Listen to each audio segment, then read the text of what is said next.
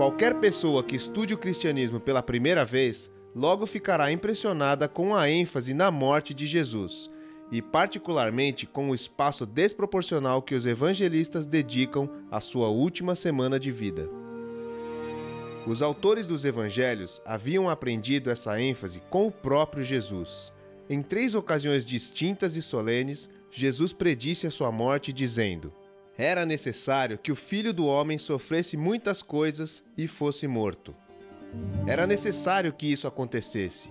Ele insistiu, porque havia sido predito nas Escrituras do Antigo Testamento. Assim, a Igreja acertou na escolha do símbolo do cristianismo. Ela poderia ter escolhido qualquer outra entre muitas opções. No entanto, esses símbolos foram ignorados em favor da cruz. A escolha da cruz como símbolo supremo do cristianismo foi totalmente extraordinária, porque na cultura greco-romana, a cruz era objeto de vergonha. Como então o apóstolo Paulo pôde dizer que se gloriava nela? Esta é uma pergunta cuja resposta buscaremos nesta nova série.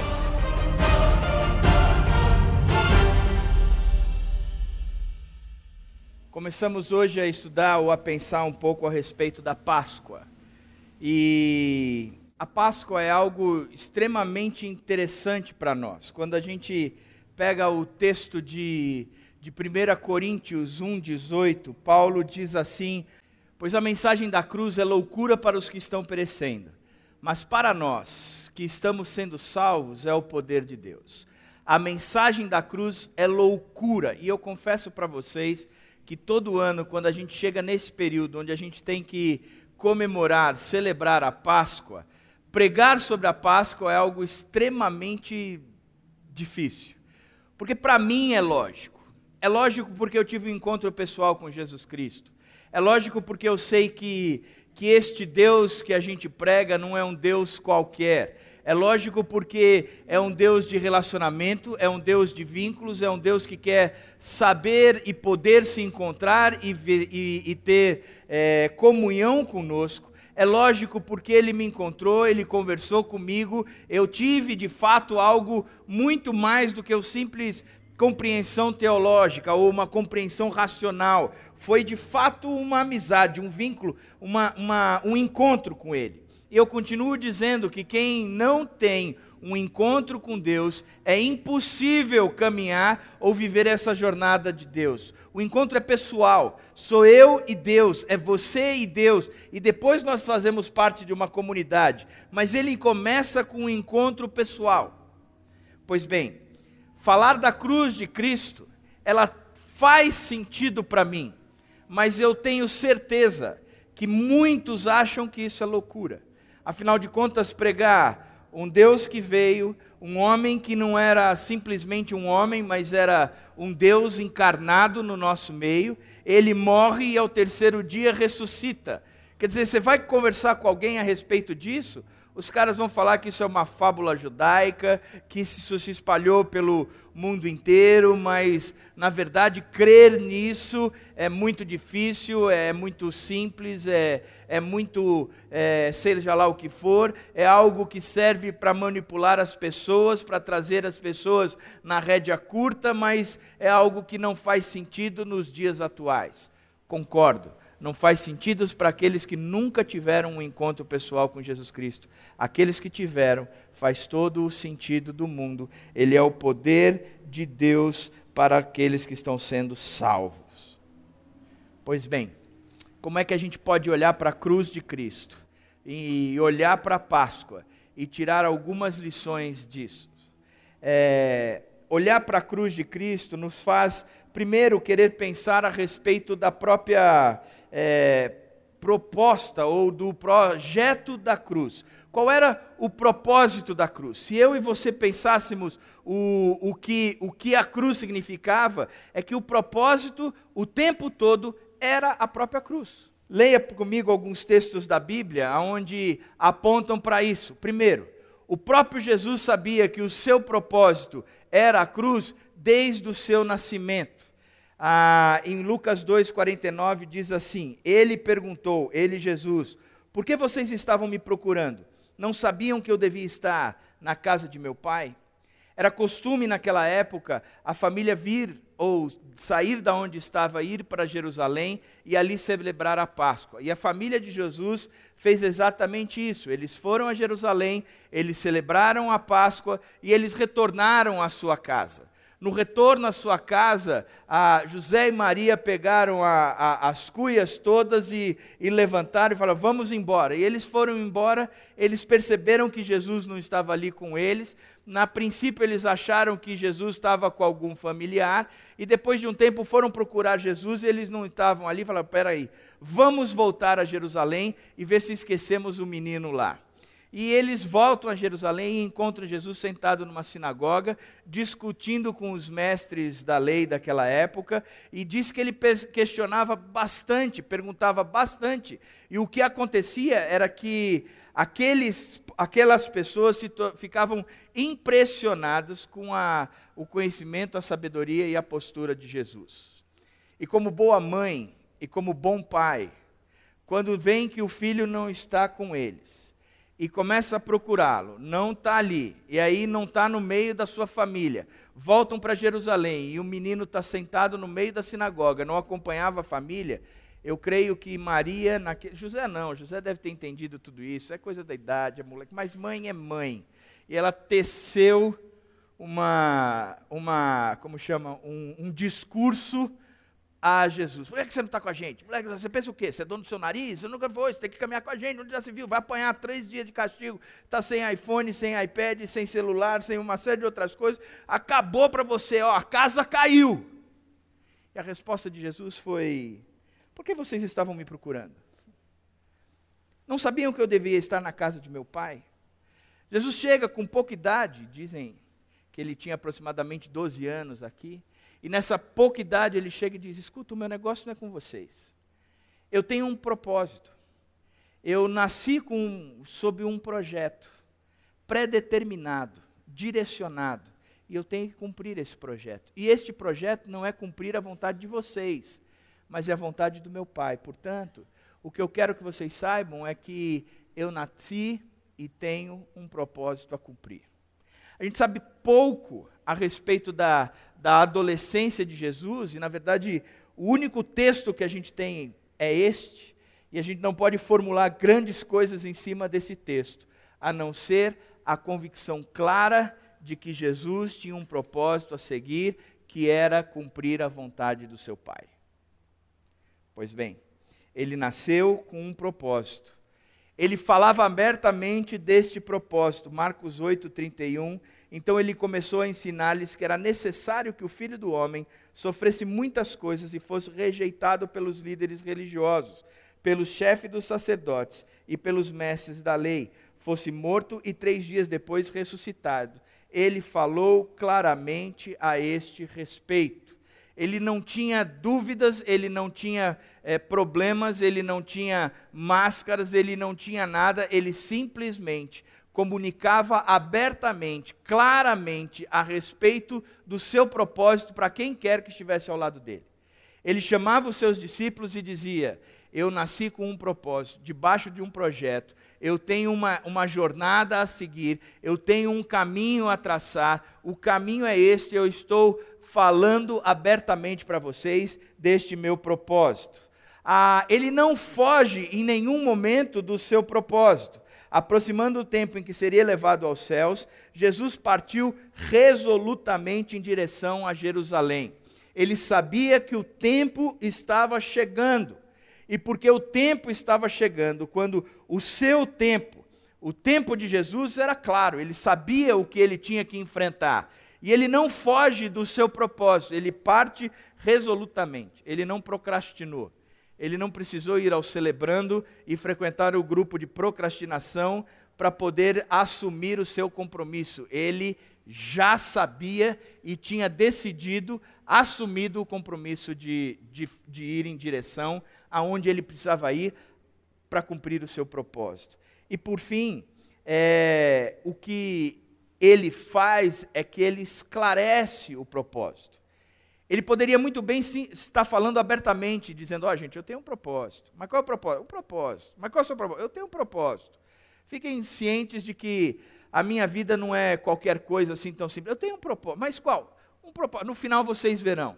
Ele não deixava dúvida, ele esclarecia o propósito. Lucas 18:31, Jesus chamou à parte os 12 e lhes disse: estamos subindo para Jerusalém, e eu tenho lá que cumprir tudo o que está escrito pelos profetas acerca do Filho do Homem. Ele será entregue aos gentios que zombarão dele, o insultarão, cuspirão nele, o açoitarão e o matarão, e no terceiro dia ele ressuscitará. Ele dizia: escuta, gente, eu estou indo para Jerusalém. E é interessante de ler este texto, que quando você lê o texto, diz que Jesus ia à frente dos seus discípulos, e a conversa era tão clara, os discípulos sabiam tanto o que ia acontecer com Jesus, mesmo tendo algumas dúvidas, mesmo às vezes não entendendo completamente, eles sabiam o que Jesus estava dizendo. Entretanto, às vezes estavam cheios de preocupações, que Jesus ia à frente deles, eles iam um pouco mais atrás, todos atônitos. Diz que eles estavam assim esperando a cilada, como se a arapuca já tivesse armada. Gente, vamos com calma, porque daqui a pouco a casa cai. E ele foi sempre esclarecendo o propósito. Jesus nasceu com um propósito, Jesus falava abertamente desse propósito, Jesus não fugiu desse propósito, e pelo contrário, ele esclarecia, detalhava o que tinha a ver com o futuro dele. O propósito sempre foi a cruz, o propósito apontava para a cruz, o propósito apontava para a sua morte. O que Jesus sabia a respeito da cruz? Por que a cruz era algo tão real para Jesus, a tal ponto dele falar abertamente o tempo todo para seus discípulos?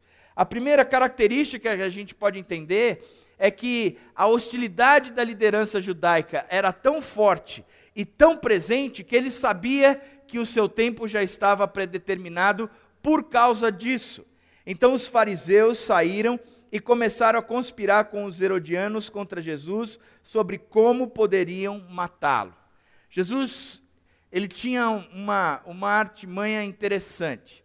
Ele curou e fez alguns milagres aos sábados. E aos sábados, pela lei judaica, era proibido, porque era o dia de descanso. Num determinado dia, ele estava num templo, e aí entra, e tem um sujeito com a mão encolhida, como é que diz, doutor William? Atrofiada, exatamente. Estava com a mão atrofiada, e Jesus chama esse sujeito para o meio e diz: o que é mais importante no sábado, fazer o bem ou fazer o mal?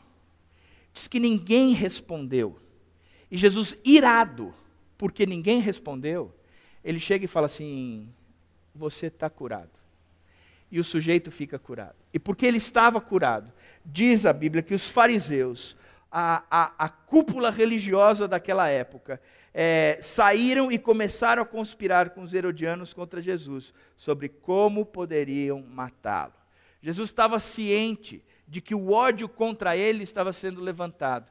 Ele sabia que ele estava promovendo muita raiva contra ele, que tinha gente que gostaria de ver Jesus destruído, e assim foi. E o que aconteceu é que esta situação foi crescendo, crescendo, crescendo, até que os líderes religiosos daquela época acabaram com a vida de Jesus. Portanto, Jesus sabia sim, que a cruz era algo tão real para a vida dele, por causa da hostilidade da liderança judaica daquela época.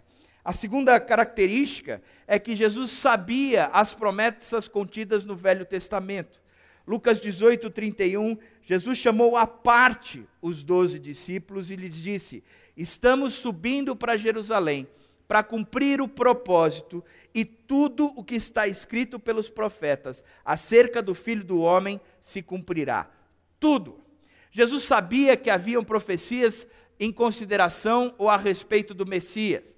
Jesus tinha plena convicção, porque ele conhecia as Escrituras e ele discursava a respeito das Escrituras. Ele debatia as Escrituras de que haviam promessas, haviam profecias contra o Messias, dizendo que o final do Messias seria, sem dúvida nenhuma, a morte, a cruz. Era tão claro que, por vezes, o Isaías 53 foi algo que ele deve ter aprendido e vivido muito, pois ele foi desprezado e rejeitado pelos homens, um homem de dores, experimentado no sofrimento, como alguém de quem os homens escondem o rosto, foi desprezado. Mas ele foi transpassado por causa das nossas transgressões, foi esmagado por causa de nossas iniquidades. Ele foi oprimido e afligido, e contudo não abriu a sua boca. Como um cordeiro foi levado para o matadouro, e como uma ovelha que diante dos seus tosqueadores fica calada, ele não abriu a sua boca, com julgamento opressivo ele foi levado. Aqui estão alguns trechos do capítulo 53 de Isaías, que revelavam o que Jesus Cristo sofreria. Este capítulo revelava muito bem qual era o caminho de Jesus, como uma ovelha que vai para o matadouro. Ele foi transpassado pelas nossas iniquidades, ele foi pisado, esmagado, ele foi julgado de forma incontestável. Ou seja, olha-se para o texto e vê que o que Jesus sabia a seu respeito era muita coisa. E Isaías 53 é um texto tão grande e tão intenso que John Stott diz o seguinte: foi desse capítulo, mais do que qualquer outro, que Jesus aprendeu que a vocação do Messias era sofrer e morrer pelos pecados dos homens. Ou seja, em nenhum momento Jesus olhou para si e disse: eu sou o Messias. E o resultado final é bacana. Ele o tempo todo discorria o quanto de sofrimento ele ia ter que enfrentar, o quanto de dor ele ia ter que padecer. Ele dizia: por ser o Messias, a minha jornada e o meu caminho, há profecias a respeito disso que dizem que é dureza, é um cálice que eu tenho que beber que me traz agonia, tanto traz agonia que a próxima característica do texto é que Jesus sabia da cruz porque ele decidiu cumprir a cruz, assumir a cruz. Lucas 22, 41 a 42 diz: ele se afastou deles, dos seus discípulos, a uma pequena distância, ajoelhou-se e começou a orar: Pai, se queres, afasta de mim esse cálice, contudo não seja feita a minha vontade, mas a tua. O sofrimento a respeito do Messias era algo tão claro para Jesus, que trouxe a ele tamanha dor, que o texto mais tarde diz que a agonia era tão grande que o seu suor era sangue. Ele suava sangue de tamanha agonia, mas mesmo assim ele escolheu cumprir a profecia. Ele não foi para aquela cruz pelo simples fato de que havia um levante da liderança religiosa daquela época contra ele e ele estava perdido.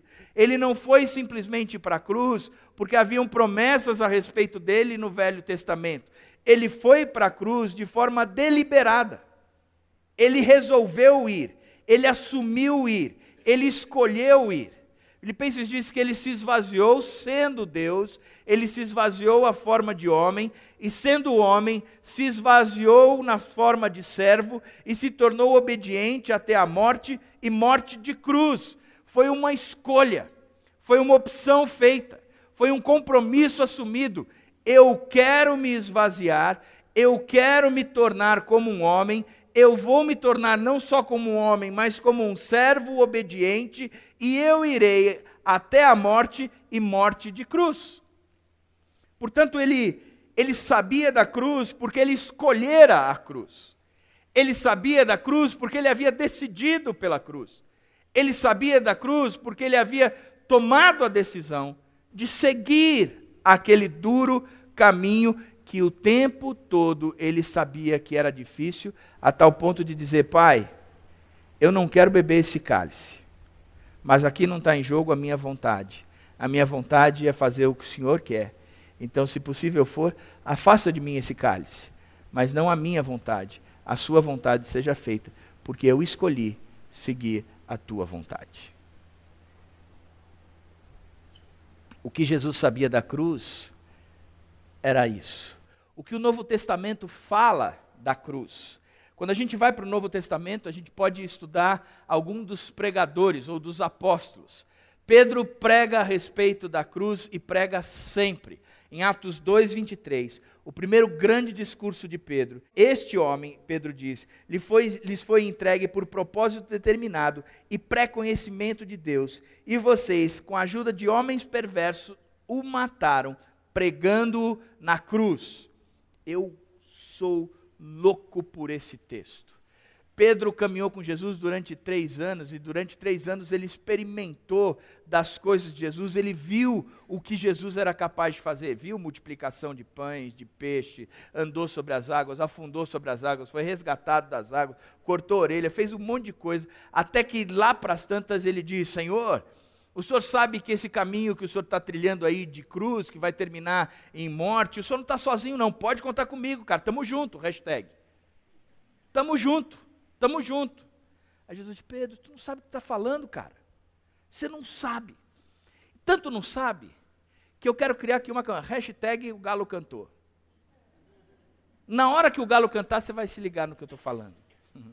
E aí Pedro sai, e a gente sabe que ele nega Jesus 3 vezes. E aí o galo canta, vem na cabeça dele, ele larga Jesus, volta para o que ele sabia fazer antes, esquece o compromisso e o vínculo que ele tinha, acabou de vez. Até que Jesus ressuscita e tem um encontro pessoal com Pedro, dizendo: tu me amas? Pedro, você precisa entender uma coisa. Eu não quero o cumprimento de leis, ou de obrigações, ou de uma série de coisas de vocês. Eu só quero o seu amor. A cruz foi tudo o que eu precisava fazer por você. Você não precisa fazer mais nada. Entre a tua negação e este encontro que nós temos hoje, no nosso meio tem a minha cruz, e ela é suficiente para você. Portanto, eu quero te fazer uma pergunta: tu me amas? E por 3 vezes Jesus pergunta isso, e Pedro diz: o Senhor sabe todas as coisas, o Senhor sabe que eu te amo. Eu não sou capaz de cumprir a lei, eu não sou capaz de te seguir, eu não sou capaz de dar um bom testemunho, eu não sou capaz... Na cabeça de Pedro deve ter passado tudo isso. Ele só disse: eu te amo, e o Senhor sabe de todas as coisas. E Jesus disse: é isso que basta. A ficha de Pedro caiu. Eles estão reunidos orando, e desce o Espírito Santo sobre aquele grupo que orava. E enquanto desceu o Espírito Santo, diz que eles começaram a passar e falar em línguas diversas, e o povo que estava de fora, vendo aqueles caras falando tudo em línguas diversas, falou: esses caras estão bêbados. Esses caras devem ter ceado muito aí agora, e tomaram todo o vinho da ceia, e está todo mundo bêbado, falando tudo arrastado, não entendo porcaria nenhuma do que eles dizem. Então, está tudo bêbado. E Pedro se levanta numa autoridade tamanha, da autoridade daquele que teve um encontro pessoal com Deus, e entendeu o que era a cruz, e ele simplesmente compreendeu que a cruz de Cristo trouxe tudo o que ele precisava. A partir daí ele diz: escuta, Jesus Cristo, este homem lhes foi entregue por propósito determinado, pré-conhecido de Deus. Ele foi entregue para vocês porque havia um propósito para ele. Havia um projeto na vida dele. Não pense vocês que vocês foram os mentores da morte de Cristo. Havia um projeto, e vocês, com a ajuda de homens perversos, o mataram, pregando-o na cruz, cumpriram o propósito. Na pregação de Pedro, Pedro aponta a centralidade da cruz. A cruz é o objeto principal do cristianismo. Não é o peixe, não é qualquer outra coisa que não signifique o projeto de Cristo, a cruz, a morte. Tal ponto que Pedro continua a sua pregação aí na sua carta, na 1 Pedro de capítulo 1, 18 a 20, ele diz assim: pois vocês sabem que não foi por meio de coisas perecíveis, como prata ou ouro, que vocês foram redimidos da sua maneira vazia de viver, transmitida por seus antepassados. Mas vocês foram salvos pelo precioso sangue de Cristo, como de um cordeiro sem mancha e sem defeito, como de um cordeiro de sacrifício, aonde ele é colocado sobre o altar e ali sacrificado. Cristo foi colocado sobre a cruz e ali o seu sangue derramado. Isto lhe deu a garantia de tudo o que vocês precisavam para a sua salvação. Não foi prata e nem ouro. Não foi prata e nem ouro. E esse lance de prata e ouro era tão forte na vida de Pedro, que um determinado dia ele vai entrando na porta do templo e tem um sujeito aleijado de nascença. Ele diz: nem prata e nem ouro eu tenho, mas aquilo que eu tenho eu te dou. Em nome do Senhor Jesus Cristo, levanta e anda. E Pedro se torna conhecido por replicar o milagre de Cristo. Sabe por quê? Porque Pedro teve um encontro com Jesus. E antes da queda de Pedro, ou depois da queda de Pedro, da sua traição, e o encontro que o marcou, quando Jesus só perguntou se você me amava, entre esses dois encontros, a centralização era a cruz. O que aconteceu entre esses dois momentos foi a compreensão da cruz, e Pedro nunca mais foi o mesmo, e o seu evangelho, a sua mensagem, a sua história, passou a ser apontar o valor da cruz de Cristo. Quando a gente vê um outro apóstolo, e a pregação de João, em Apocalipse 5:9, ele diz: tu és digno de receber o livro e de abrir os seus selos, pois foste morto e com teu sangue compraste para Deus gente de toda tribo, língua, povo e nação. João, o apóstolo a quem Jesus amava, teve um encontro pessoal com Jesus tão importante, e ele entendeu o significado da cruz, que a partir do momento que aquilo caiu no seu entendimento, entrou no seu coração, ele se tornou um apóstolo que pregava a cruz. Pois bem, Apocalipse, já no final da vida de João, quando ele, depois de uma tentativa de matar, terem colocado ele, diz a tradição, dentro de um caldeirão de óleo fervente e o tiraram, e ele ainda assim estava com vida, ele foi mandado a uma prisão numa ilha, a ilha de Patmos. E lá ele teve uma visão do Senhor sentado no trono, e a partir dali, as coisas finais, os últimos tempos, foram muito bem ditas e esclarecidas a João. Num determinado momento, logo no início dessa visão toda, ele diz que ele vê Deus sentado no trono e na mão de Deus um livro que não podia ser aberto por ninguém, que era o livro da vida, que dava vida a todos os homens, aqueles que o aceitaram.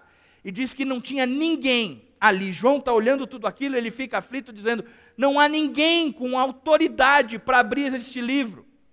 Até que ele enxerga, no meio dessa população toda, dessa multidão toda, alguém que era como um cordeiro, que havia sido morto, mas estava ressuscitado. E este cordeiro, aqueles chegam para ele e dizem, tu és digno de receber o livro e de abrir os seus selos, pois foste morto, e com o teu sangue compraste para Deus gente de toda a tribo, língua, povo e nação. Que visão! O livro aonde todo o povo de Deus, aqueles que haviam sido comprados, do meio de toda a tribo, língua, povo e nação, estava contido dentro daquele livro. E o único que tinha autoridade para abrir aquele livro e trazer a vida àqueles que de fato adquiriram a vida, era o cordeiro que que tinha sido morto.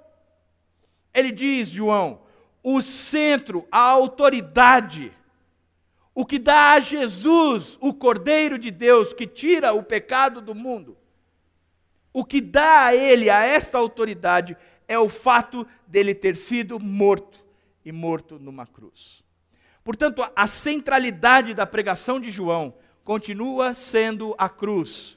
Sem a cruz, estávamos perdidos. Assim como Pedro diz, João também diz, e tem mais gente que diz. Paulo e a sua pregação, em Gálatas 6,14, ele diz, quanto a mim, que eu jamais me glorie, a não ser na cruz de nosso Senhor Jesus Cristo, por meio do qual o mundo foi crucificado para mim, e eu para o mundo. Paulo traz a centralização da cruz ainda mais, dizendo, escuta, vocês sabem quem eu sou? Eu estudei aos pés de Gamaliel. Hoje eu vi no Facebook um artigo de não sei quantas pessoas influentes do mundo e as faculdades que fizeram. Mostra o Luciano Huck, que fez USP, e alguns outros que fizeram USP, e faculdades boas de renome. E eu fiquei pensando, Paulo poderia dizer exatamente isso. Se tivesse Facebook naquela época, ele dizia, formação, Gamaliel. A melhor escola de teologia da época. Eu estudei lá. Estudei aos pés desse sujeito. Eu tenho um pedigree, uma linhagem brilhante. Vocês não sabem de quem eu sou pai. Eu tenho liberdade no meio da liderança nacional muito forte. E ele poderia dizer para todo mundo, dizendo da sua formação, da sua descendência, das suas qualificações, apresentar todo o seu currículo, as MBAs, os PhDs, os doutorados, tudo o que ele tinha, dizer, olha aqui, eu sou o cara, esse cara sou eu. Quando o Roberto Carlos fez a música, pensou em mim. E depois na Friboi, mas começou comigo. Pois bem, Paulo diz, quanto a mim, que eu jamais me glorie, a não ser na cruz do nosso Senhor Jesus Cristo, por meio do qual eu crucifiquei todas as outras coisas, inclusive a mim mesmo. E eu só tenho vida, porque eu crucifiquei, e Cristo na cruz me deu vida. O centro da mensagem de Paulo era a cruz de Cristo. Ele não pregava outra coisa que não fosse a cruz de Cristo. Ele não pensava em outra coisa que não fosse a cruz de Cristo. Ele dizia, eu não me envergonho do Evangelho, porque ele é poder de Deus para a salvação de todo aquele que nele crê. Interessante isso, porque talvez eu e você tenhamos total dificuldade de pregar sobre a cruz de Cristo. Ela pode ser loucura, como o próprio Paulo disse para alguns, mas ela é o poder de Deus para a salvação. Eu preciso anunciar, pois a cruz de Cristo é lógica. Ela não é só loucura. Pode parecer loucura, mas quando eu explico a cruz de Cristo, e ela entra na cabeça do sujeito e desce para o coração, o sujeito nunca mais será o mesmo. Sabe por quê? Porque precisamos entender a razão de ser da cruz. Por que Cristo veio com o propósito de seguir para a cruz? Por que ele sabia o tempo todo que o destino final dele era a cruz? Porque no Novo Testamento, Paulo, Pedro, João, os principais personagens do Novo Testamento só falam e só apontam a cruz. Por quê? Por que a cruz era tão importante? Simples. O próprio Paulo esclarece. Ele mesmo explica em Colossenses 2, 13 a 15. Quando vocês estavam mortos em pecados e na incircuncisão da sua carne, Deus os vivificou em Cristo. Ele nos perdoou todas as transgressões e cancelou a escrita de dívida que consistia em ordenanças e que nos era contrária. Paulo começa a explicar ao pessoal de Colossos, os colossenses, por exemplo, quem mora em Itu é o quê? Corintiano. O pessoal de Colossos eram os colossenses. Obrigado pelo apoio moral. Colossenses 2, 13 a 15 diz assim: quando vocês estavam mortos em pecados. A primeira coisa que eu e você precisamos entender, e por que a cruz se torna uma loucura tremenda, algo difícil de aceitarmos, é porque para entendermos a cruz, é necessário entendermos que estamos mortos nos nossos pecados. E eu ilustro sempre, mas eu não tenho uma outra forma de ilustrar, porque para mim é tão óbvia. Quando Deus cria toda este universo e estabelece neste planeta o conceito primário dele de lugar de paraíso, de boa existência, onde todas as coisas funcionam, há alguém, à sua imagem e semelhança, que administra todas essas coisas, e todas essas coisas só existem e subsistem porque ele dá razão de ser e ele dá o conteúdo que este povo precisa para viver. Quando ele cria tudo isso e põe o homem no meio desse jardim dizendo, escuta, você é a minha imagem e semelhança. Você tem tudo o que você precisa para administrar esse planeta inteiro, para tocar a vida com toda a qualidade possível. Só que entenda que toda essa criação subsiste em mim. Ela foi criada por mim, em mim, para mim, e ela existe em mim, em mim. Sou eu que seguro e dou vida a tudo isso. Pois bem, tem uma árvore no meio desse jardim, e essa árvore é do conhecimento do bem e do mal. No dia que você comer, você vai morrer. E aqui não é uma punição. Olha, não toca na tomada, que se você tocar na tomada, você vai levar um choque. Aqui é uma conclusão. Não coma, porque no dia que você comer, eu estou entendendo que eu não sou mais o Deus para você. E a criação que foi criada por mim e em mim, tudo subsiste, se tornou independente. E ela vai existir agora por conta própria. Eu já não sou mais o Deus de vocês. Portanto, entendam uma coisa. No dia que vocês comerem e vocês derem um grito de liberdade, vocês foram criados para subsistirem em mim. Eu vou ter que tirar minha mão. A conclusão é que vocês vão morrer. A vida em vocês acabou. Não há mais vida. Não há mais vida. Todas as vezes que a gente vai para um cemitério e a realidade da morte nos é apresentada, a realidade de que a mão de Deus foi tirada, para mim e para você, está na nossa frente. O pastor que me criou, o Ari Veloso, foi quem me ensinou a fazer velório. A primeira vez que eu fiz um velório com ele, que eu participei de um velório com ele, e ele dizia o seguinte: o lugar que eu mais gosto de pregar é no velório. Ele dizia, é onde o povo está extremamente preparado para ouvir, porque a realidade da vida está posta à frente. Eu detesto, mas ele amava. Eu lembro que a primeira vez que ele fez, tinha o corpo estendido lá no caixão, e ele batia na cabeça do morto, e ele dizia, vocês um dia vão estar aqui. Essa é a realidade de todos nós. Vocês um dia vão estar aqui. Eu lembro que quando ele soube que ia morrer, ele me ligou e me fez o convite para falar no velório dele. Eu falei, Ari, obrigado. Você lembra quem me ensinou a fazer velório? Ele falou, lembro, até hoje você tira barato que eu batia pra caramba na cabeça do morto. Eu falei, pois é, no dia que for o seu, eu vou bater tanto na sua cabeça. E ele riu e disse, pode bater, mas tenha certeza de uma coisa, que se eu levantar, a gente troca de lugar.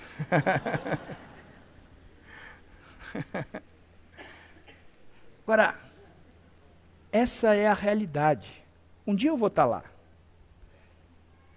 E se eu for primeiro, vocês vão ter que carregar o meu caixão.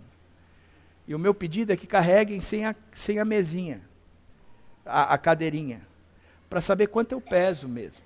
Eu quero ver vocês sofrendo. Se eu fui por causa de vocês. Olha o meu cabelo branco, cheguei aqui um menino, estou acabado hoje. Mas o fato é que a minha realidade é que um dia eu vou me encontrar com a morte.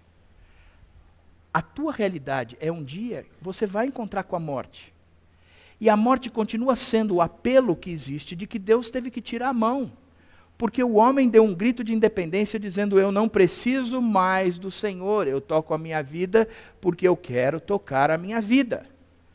Pedro, apesar de achar que ia tudo muito bem com Deus, dizendo, eu estou caminhando junto de Jesus, eu sei andar sobre as águas, mas se eu afundar ele me levanta, eu sei cortar a orelha de guarda que vem prender a Jesus, eu vi a multiplicação dos pães, eu vi a multiplicação dos peixes, eu sei tudo a respeito de Jesus. Na hora que ele teve que se posicionar, o que veio mais forte foi ele mesmo.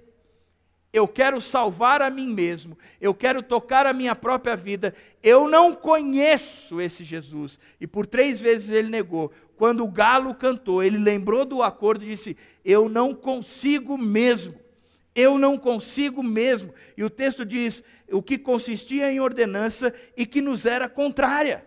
Foi o que Jesus quis ensinar para Pedro, dizendo, Pedro, você não consegue mesmo, não consegue mesmo. E o que distingue, ou o que distancia entre nós, nesse dia que eu estou perguntando para você, se você me ama, do dia que você quis provar o seu amor por mim, e não conseguiu, porque era contrário a você, é a minha cruz. Quem consegue, Pedro, sou eu, não é você. Quem lhe dá vida, Pedro, sou eu, não é você. Você só subsiste e só existe quando eu te seguro. Quando eu estou por trás, quando eu sou Deus. Enquanto você é Deus, a sua condenação é a morte. Você não consegue pagar isso. E aí, Colossenses continua, e Pedro diz, ele a removeu. Removeu o quê? A escrita de dívida. pregando-a na cruz e tendo despojados os poderes e autoridades, fez dele um espetáculo público, triunfando sobre eles na cruz. Quando Deus chegou para Adão e Eva e disse: tudo isso existe porque eu mantenho a minha boa mão segurando e subsiste por causa disso. O que eu quero que você saiba é que no dia que você comer, você vai morrer, porque eu vou ter que tirar a minha mão. E aí você está por conta. No dia que eles comeram, e eles deram um grito de independência, eles cravaram para si uma dívida eterna, impagável, que era o salário do pecado, é a morte. A independência em relação a Deus. Essa dívida é impagável. Assumir o lugar de Deus é impagável. Deixar Deus de lado é impagável. Mas na cruz, quando Jesus vem com um objetivo, ele vem com o objetivo da cruz. Por quê? Porque ele precisava morrer. O salário do pecado é a morte. Ele assume o nosso pecado. E a escrita de dívida, ele pega e prega na cruz e diz: sobre vocês já não há mais condenação. Pois bem, eu quando me mudei para Vinhedo há 12, 13 anos atrás, eu morei um tempo na casa do pastor Harry, saí da casa do pastor Harry e fui para a casa que eu moro hoje, e por um período a gente morou nessa casa de aluguel, até que nós compramos, e parte da casa foi financiada, lá no Aquários. E nós financiamos em 8 anos. E todo mês, o Santander me mandava uma carta dizendo o valor da minha dívida para com ele. Todo mês, por volta do dia 10, do dia 20, eu recebia a carta do que mês que vem vai ser debitado o valor tal na minha conta e a minha dívida vai diminuindo. Por 8 anos eu recebia essa carta aqui na igreja e quando a Rosângela me entregava, eu recebia e dizia: Rô, é a carta que eu mais gosto de receber na vida, porque vai mostrando que a minha casa é quase minha, falta tão pouco para eu pagar, tão pouco. Pois bem, no mês que eu deveria receber a última carta e apontar que a dívida era 0, o correio entrou em greve. A carta que eu mais ansiava receber, não recebi. E eu fiquei tão frustrado, tão decepcionado, que era uma carta, um extrato bancário, mostrando que a dívida era 0 e eu não recebi. Mas eu recebi depois de alguns dias, uma outra carta. E a carta vinha com um título chamado Termo de Quitação número 253.302. A Wilmo Senhor, oficial do primeiro serviço de registro de imóveis de Vinhedo. O Banco Santander Brasil, estabelecido na rua tal, no estado tal, na avenida tal, no número tal, inscrito sobre o CNPJ tal, por seus procuradores infraassinados, conforme instrumento de mandato em anexo, declara haver recebido a totalidade de seu crédito, representado pelo contratado em referência. Assim, pelo presente instrumento, e na melhor forma de direito, da ampla, geral, irrevogável e total quitação da dívida representada pelo referido instrumento. A minha dívida foi paga. A casa é minha. Eu tenho aonde cair morto agora. Pois bem, existe uma escrita de dívida para com Deus, impagável, por causa do meu pecado. Todo mês, a gente recebe um extrato e a conta vem maior, por causa do acúmulo. Vem maior porque o dia da minha morte está chegando e até lá eu não fiz nada para quitar, e a situação, em vez de melhorar, só está piorando. Até que eu entendo que se o salário do pecado é a morte, Deus pegou esse meu escrito de dívida e disse: o que ele precisa pagar é com a própria vida? Dá o escrito de dívida, eu vou pregar na cruz. não há mais condenação sobre esse sujeito. Eu paguei o preço. Era necessário morrer? Era esse o projeto? Era essa a razão de ser da minha vida? Era por isso que eu precisava vir? Então eu vim. Eu paguei o escrito da dívida. Interessante é que eu posso ter um escrito da dívida que me dê direito de onde cair morto hoje. O problema é que se eu cair morto hoje, e o escrito da dívida principal da minha vida não tivesse sido segurado por Cristo e cravado na cruz, eu não tenho aonde me levantar vivo. Eu vou cair morto eternamente. E sabe o que eu penso, gente? Você quer uma definição de inferno? Aí você vai lá vem o André dizendo que inferno é aquele lago de fogo que queima, e tem o diabinho com o rabo vermelho, pontudo, e o tridente espetando a busanfa da gente, a gente sai correndo, e os vermes comendo a carne, uma série de outras. Sabe o que eu penso a respeito do inferno mesmo? Eu vou lhe dizer o que eu penso. Nós vivemos hoje num mundo mau, numa geração corrompida, num mundo que jaz no maligno. E é difícil e é duro viver no dia de hoje. Entretanto, nós temos lampejos da graça e da misericórdia de Deus. Nós estamos vivos porque a misericórdia de Deus se renovou para conosco nessa manhã. A graça de Deus nos basta e nós podemos enfrentar qualquer tipo de provação e luta, porque é na fraqueza que nós nos tornamos fortes. Mas é um mundo mau. Mau. Basta você ligar qualquer telejornal hoje em dia, você vai enxergar que é um mundo mau.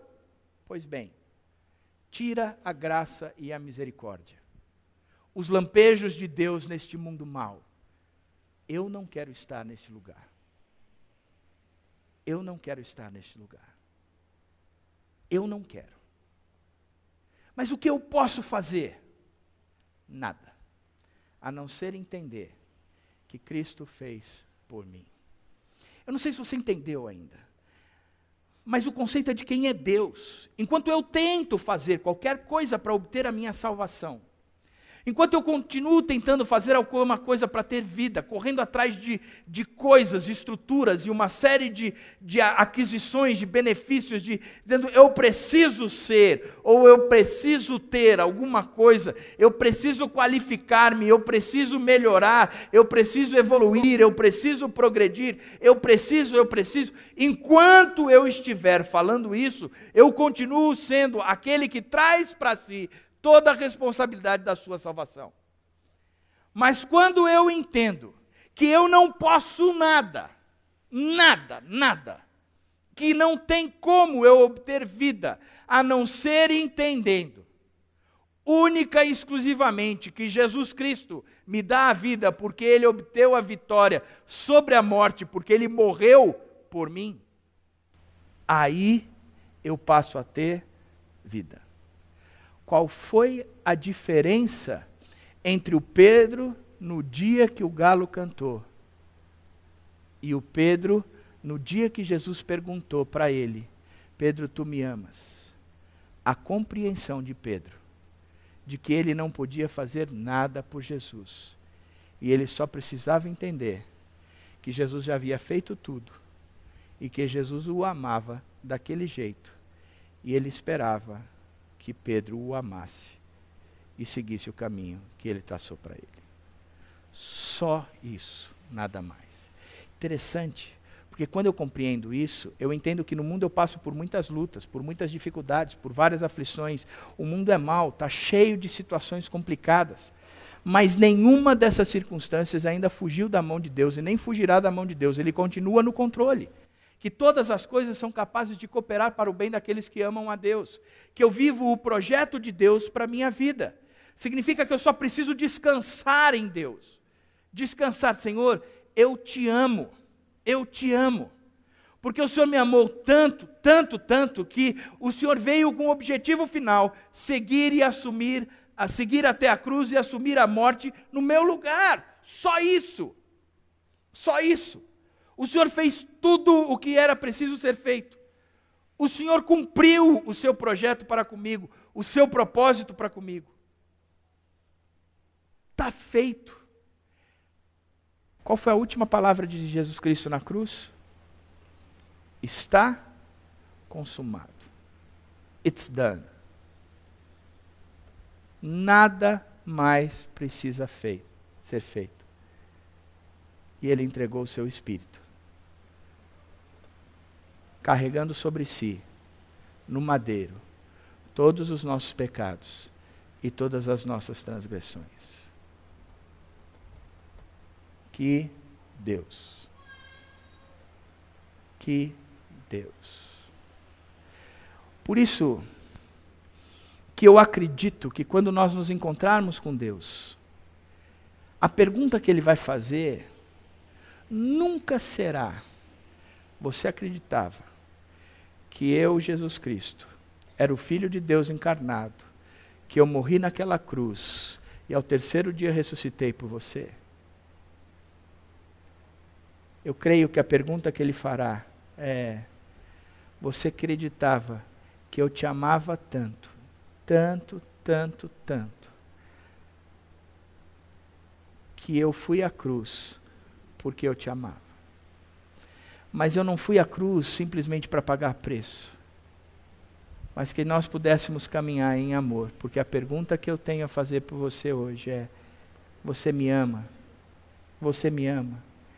E você entendeu que você não pode fazer nada por mim, porque por amor eu fiz tudo por você, e você só precisa se entregar a mim, porque eu sou o seu Deus, sou eu que faço as coisas.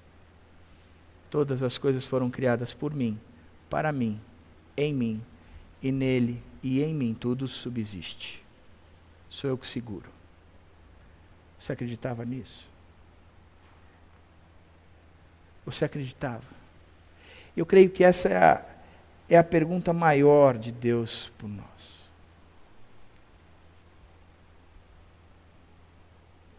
Ele fez tudo. A cruz de Cristo é a expressão máxima e a conclusão máxima do amor de Deus por mim e por você. Quem é o Deus da sua vida? Será que você continua como Pedro, tentando acertar? E entre você e o encontro pessoal com Jesus, tem que ter a cruz. Entre você e o dia que Jesus Cristo vai fazer a pergunta para você: você me ama? Eu só preciso saber se você me ama. Eu não estou te pedindo para cumprir as coisas. Eu não estou pedindo para você salvar a si mesmo. Eu não estou pedindo para você dar um jeito nesse planeta. Eu já fiz isso. Eu só preciso saber se você me ama. Me ama. Apacenta as minhas ovelhas. Vamos junto. Vamos fazer o que eu tenho para você. Enfrenta esse mundo. Ergue a cabeça. E seja cada vez mais parecido comigo. Mas tudo o que precisa ser feito, eu já fiz por você.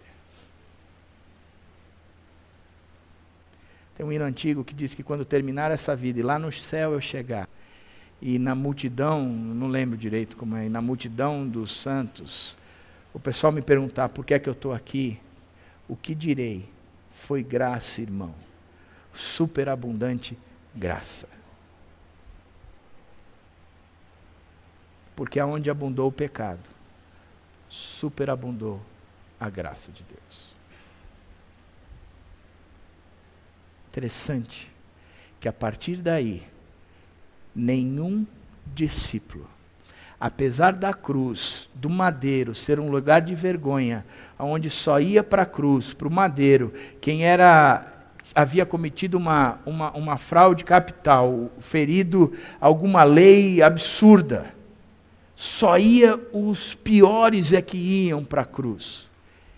Nenhum dos apóstolos de Jesus teve vergonha de dizer que o seu Deus havia descido, encarnado, assumido a forma de homem e morrido na cruz. Porque dizer da cruz é dizer da nossa salvação.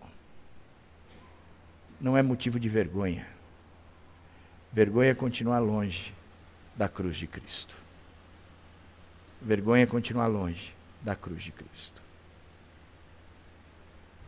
Há um escrito de dívida celestial que ele pode pendurar, e ele já pendurou o seu naquela cruz. Está pago, está consumado. Você continua carregando a sua escrita de dívida?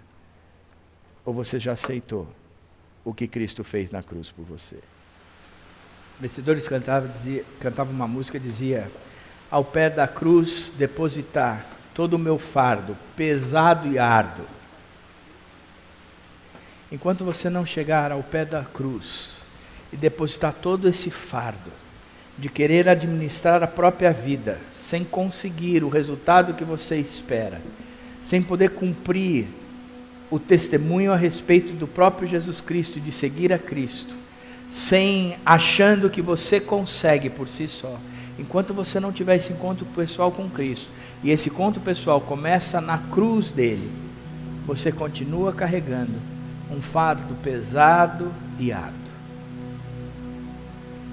Mas você pode trocar este fardo com ele, porque ele mesmo fez o convite: vinde a mim, todos vocês estão cansados e sobrecarregados, e eu vos aliviarei. Vou dar para vocês o meu fardo, que é leve e suave. Será, querido, que hoje é o dia de você ter um encontro com ele na cruz?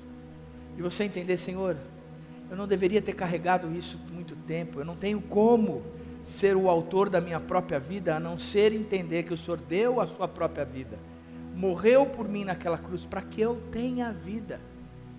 A minha vida depende do Senhor, a minha vida brota no Senhor, não tem como fugir disso. Será que alguma vez você fez isso, querido? Será que alguma vez você de fato entregou para Jesus e disse: Senhor, seja o Salvador, obrigado porque o Senhor pagou a escrita de dívida. Eu acredito, eu aceito, eu entrego, eu abro mão, eu vou seguir a Cristo, eu vou assumir o meu propósito, mais livre, sem peso,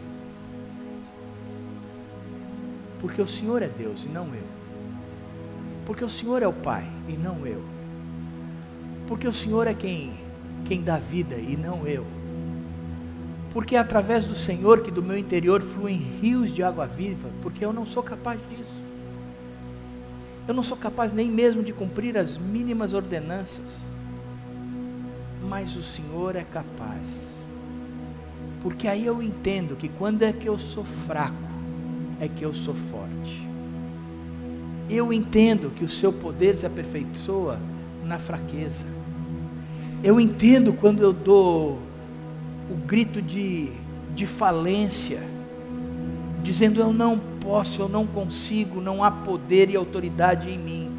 Já tentei, cansei, estou frustrado e carrego o fardo pesado dessa frustração.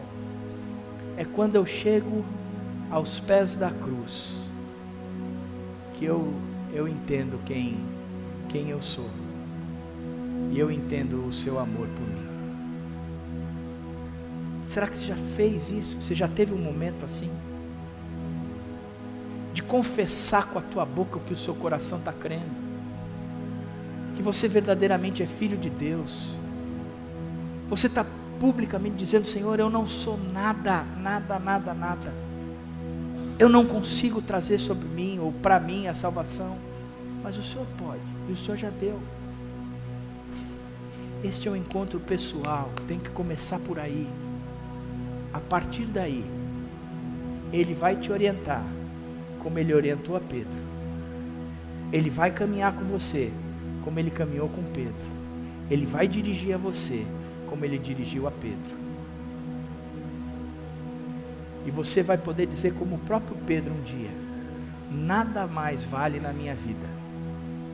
Eu não fui resgatado com prata e ouro, mas eu fui resgatado pelo precioso sangue de Cristo na cruz.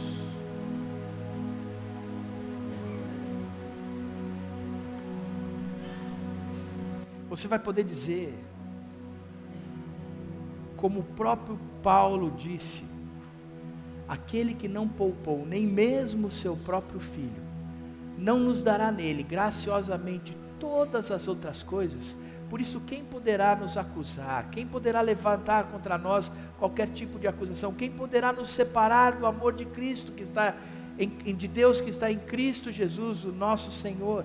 Nada pode me separar deste amor, porque o mérito não é meu, é todo dele. Eu quero fazer uma pergunta para você. Você já teve um encontro pessoal com esse Jesus Cristo?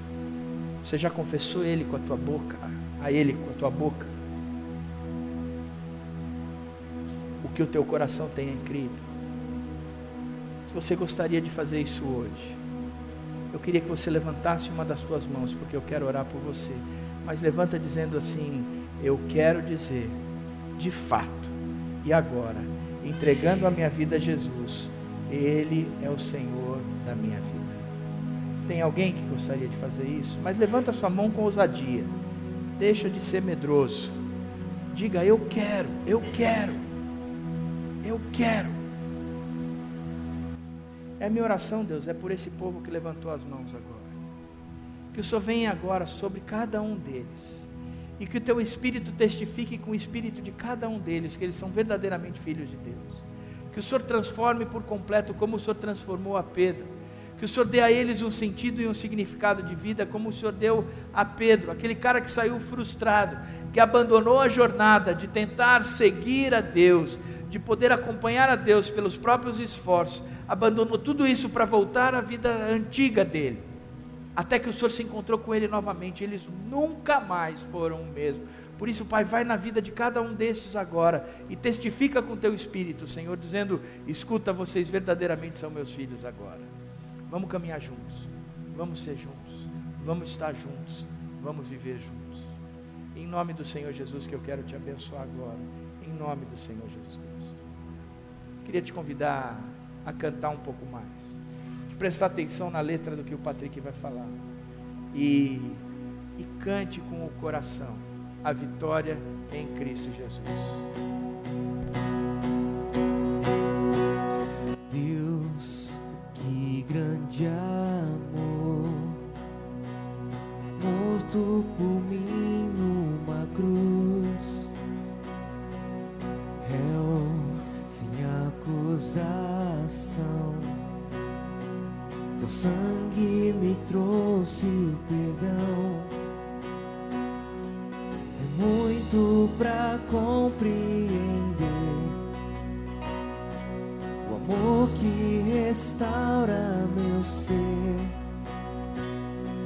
Se entregou e me resgatou, vou então viver pra ser teu amigo. Entrego o que tenho e te sigo. Cristo, não há outro digno. A esperança outra vez.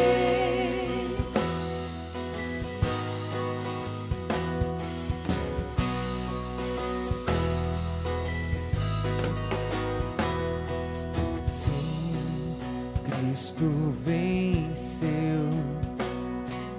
A morte já não tem poder. A cruz me ensina a viver. O meu coração quer cantar. Eu sei que problemas virão, mas força encontro em tua mão. Se entregou, me resgatou, vou então viver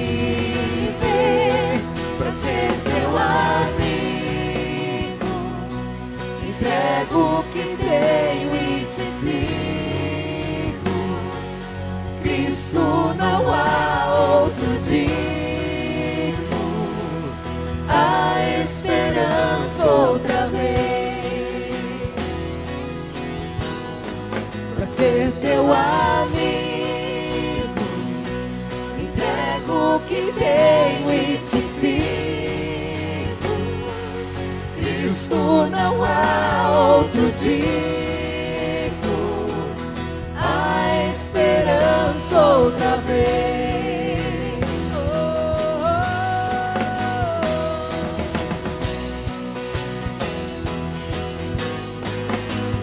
E é por ti, sim, Cristo Jesus, é por ti. Tudo que sou é por ti,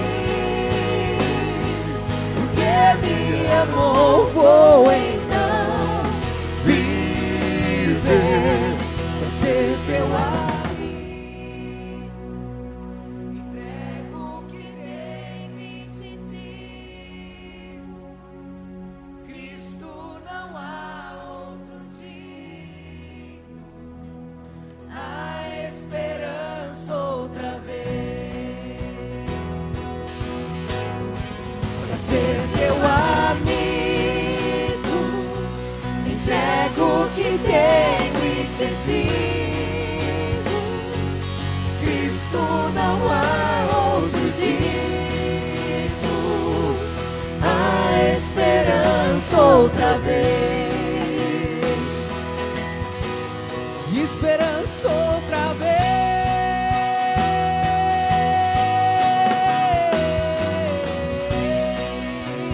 A gente vai cantar mais uma vez essa última parte. Só que quando a gente cantar a esperança outra vez, você vai lembrar da cruz de Cristo. E não tem como você lembrar da cruz de Cristo e dizer a esperança outra vez. Aqui a gente tem que aprender a expressar, a dizer, a falar com o coração. Você vai dar um grito, a esperança outra vez, porque é o que eu e você precisamos, é o que nós esperamos. A cruz de Cristo nos deu uma nova expectativa, uma nova vida, uma nova esperança. A esperança, nós estávamos mortos e Ele nos transportou do império das trevas e nos resgatou e nos colocou no reino do Filho do seu amor. A esperança outra vez. Nós estávamos mortos segundo os nossos próprios pecados e delitos, mas Cristo nos deu vida, a esperança outra vez. Você acredita nisso? Acredita nisso? Acredita mesmo? Vamos cantar, mas eu quero ver você dar um grito. Você, quando vai para o estádio, você grita, e aqui você vai gritar, a esperança outra vez. Vamos cantar?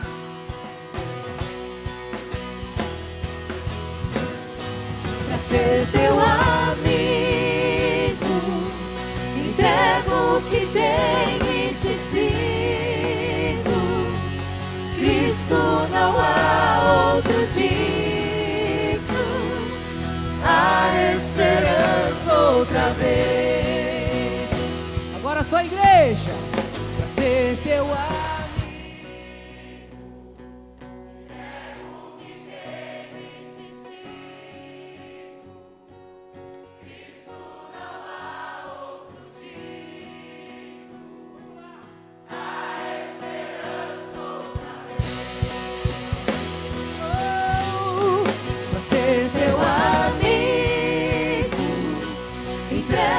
que tenho e te sigo.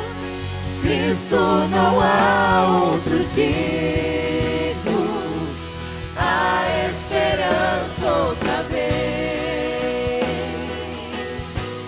esperança outra vez.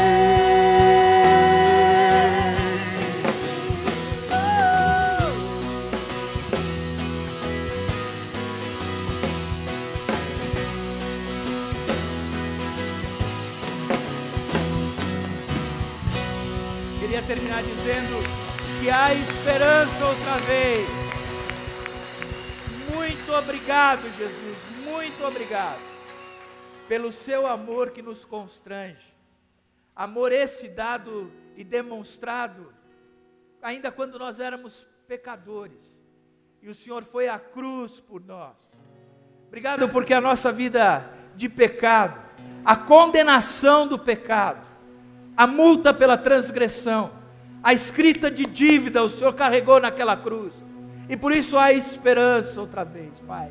Muito obrigado pelo Deus tremendo e amoroso que o Senhor é. Eu sei que agora eu preciso somente me preocupar se de fato eu te amo, porque a demonstração do amor e tudo o que eu preciso fazer, o Senhor já fez por mim. E é em nome do Senhor Jesus que eu oro. Amém?